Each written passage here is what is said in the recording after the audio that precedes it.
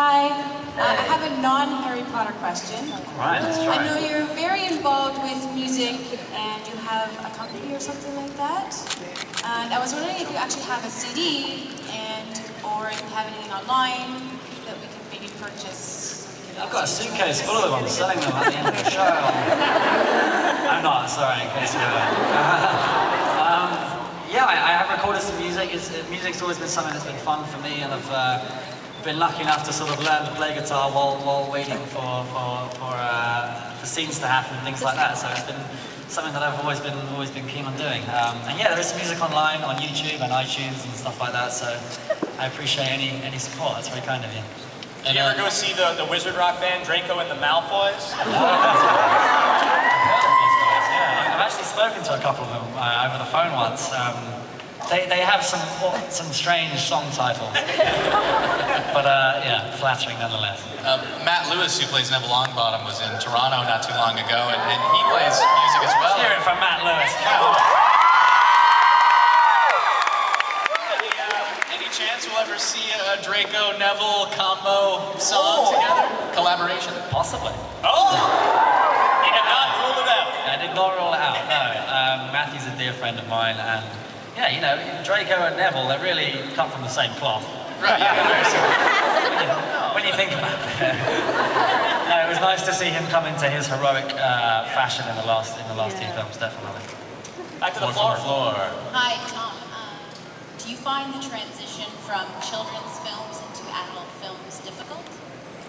Not really. We never really looked at Harry Potter films as being for children, I don't think. We always just saw them as stories, and excuse me, obviously as Harry was, when he was younger, generally the theming of the stories were well, for younger audiences, but I don't think that ruled out older ones being interested. I think Harry Potter is one of the very few stories that's ever been appealing to 9-year-olds as well as 99-year-olds, so it's a very unique story on that front. Yeah, no, I've enjoyed it. Let's keep the question train rolling on the floor.